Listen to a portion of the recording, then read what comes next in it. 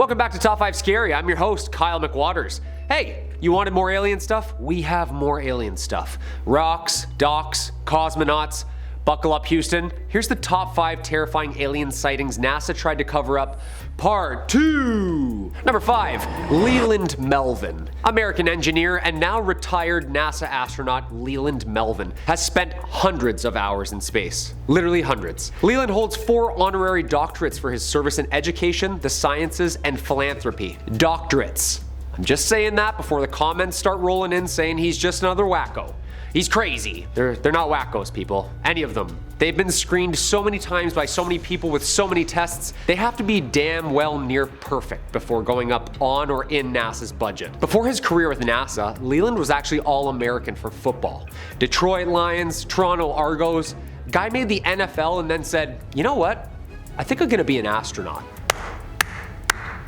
Like, give this guy a Netflix movie, would ya? He was selected by NASA in 1998 after getting injured with a football career. Guy goes from the turf to working at NASA Langley Center. This guy's put in time, both down here and up there. Mission after mission with NASA. He's got quite the practice at the whole floating around thing. When Leland was pressed about otherworldly visitors and his ideas about the cosmos, he said this when he was working up in orbit. He had seen something translucent, curved and organic looking when he was working with fellow astronaut Randy Bresnik. The pair of them,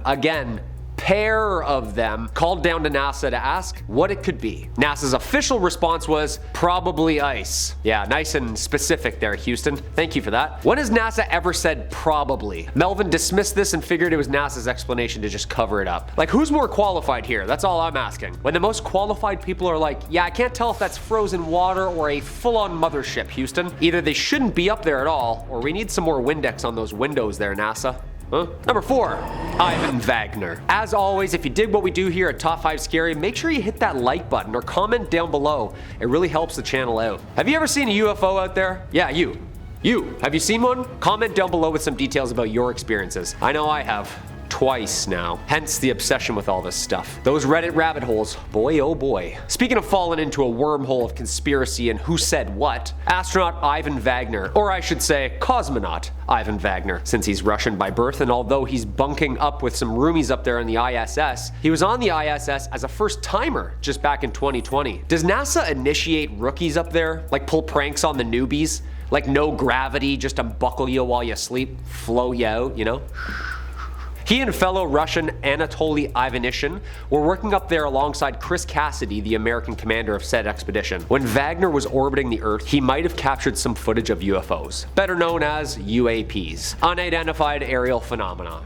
It's the jargon nowadays. The aurora lights behind Earth's beautiful curves was being recorded from the ISS when he saw a string of really weird lights moving in a really weird way. He labeled the video Space Guests. Vagner tweeted the vid, which apparently shows the aurora australis near Antarctica, and then all of a sudden this blob of organized lights just cruises on over the globe. Looks like a blob of like glitter just trucking across space. Like, what is that? Of course NASA didn't follow up. Like, what are they gonna say? Oh yeah, those are stars that move and blink, I think. I mean, no? Space junk. Yeah, space debris and swamps and things. Also, what a lame excuse. Space junk? Okay, so you're saying there's lots of litter up there? That's what you're saying? That's what just zipped over my house silently, defying gravity and lasered up my cow? Yeah, I don't think so, NASA. Number 3. Chris Hadfield. Retired Canadian astronaut, engineer, fighter pilot, and musician.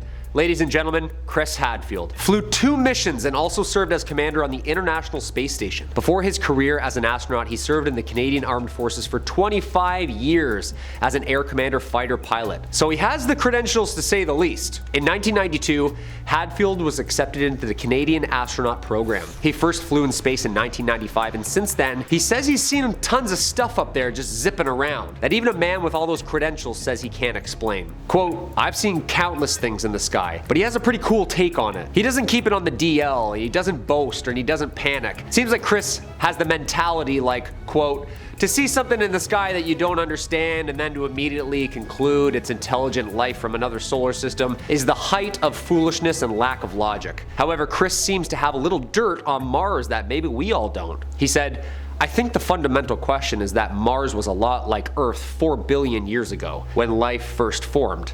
So if it happened here, Did it happen there? It would be evident somewhere in the geologic records. All we need is one fossil for proof. He thinks there could be potentially alien life in the clouds of Venus or on the distant moons of one of our gas giants. Researchers have suggested that there could be microbial life in the clouds of Venus because of the presence of ammonia, which on Earth is a key indicator of aquatic life. Aquatic life, eh?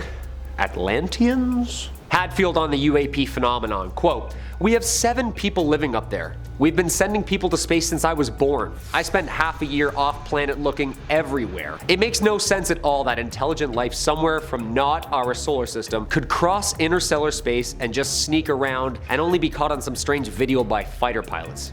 It just doesn't pass any basic sniff test or logic. It's fun, it's exciting, but if you use reason, the whole argument falls apart." End quote. Okay, Chris Hadfield, keep your secrets from now, you polite Canadian you. Wait till people start looking into Paul Hellyer, another very polite Canadian with some secrets of his own. Until then, you keep distracting us up there with that guitar, Chris. I see you, Jake Sully. Number 2, Michael Collins. NASA veteran and the very first driver up there, Mr. Michael Collins himself served as command module pilot on the historic Apollo 11 mission in 1969. When Neil Armstrong and Buzz Aldrin walked on the moon for the very first time, saying those very first famous lines we all know so well, Collins was back parking that thing up there. Mr. Collins stayed up there by himself in lunar orbit waiting for the safe return of his crewmates. I can't even stay in a basement with the lights off by myself. Imagine being up there just drifting in the currents of matter, like being in the middle of the ocean. Yeah, no way, dude. The astronaut retired from NASA in 1970 and spent his free time answering questions on Twitter.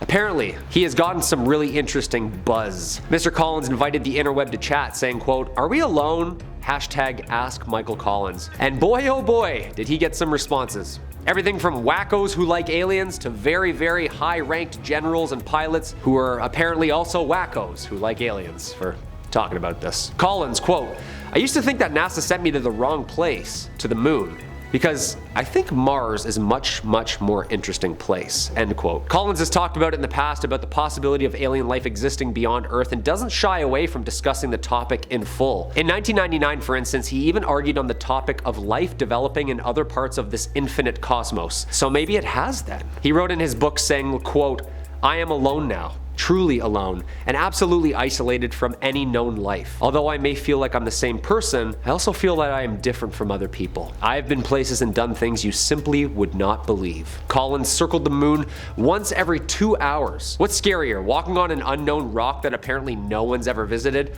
or flying all the way around it by yourself in the pitch black with no communications? Collins achieved the rank of Major General. He left NASA in 1970 to join the State Department and later became director of the Smithsonian National Air and Space Museum in Washington. One of the most key players in this whole thing. Michael Collins sadly passed in 2021. Number 1, Buzz Aldrin. Of course, the poster child for the whole phenomenon itself, Mr. Edwin Eugene Aldrin Jr. American astronaut, engineer, fighter pilot with a doctorate of science and astronautics. This guy is overqualified, okay? 3 spacewalks in 1966, Gemini 12 mission in 1969, Apollo 11 mission. He and mission commander Neil Armstrong were the first 2 people to land on the moon. Quote, "There was something out there, close enough to be observed. What could it be?" According to Aldrin, on Apollo 11 to the moon, quote, "I observed a light out the window that appeared to be moving alongside us. What could that have been other than a spacecraft from another country or another world? It was either the rocket that had separated from us or the 4 panels that moved away when we extracted the lander, right?" After he returned from his missions, he was convinced he saw aliens while he was out there. Credentials aside, he took a lie detector test, people, which he passed with flying colors. In an interview with C-SPAN Buzz, he talked about the future potential of Earth's moon for humanity. He added a little extra info that might have gained the spark to go back, regarding a certain monolith on a moon. Quote, "Visit the moon Phobos of Mars. There's a monolith there, a very unusual structure on this little potato object that goes around Mars once in every 7 hours. When people find out about that, they're gonna say, 'Who put that there?' And you bet, Buzz, I'll be the first one to ask that." Hey, we hope you enjoyed that video. I've been Kyle McWaters. You've been creeped out. We'll see you next time on Top 5 Scary for some more.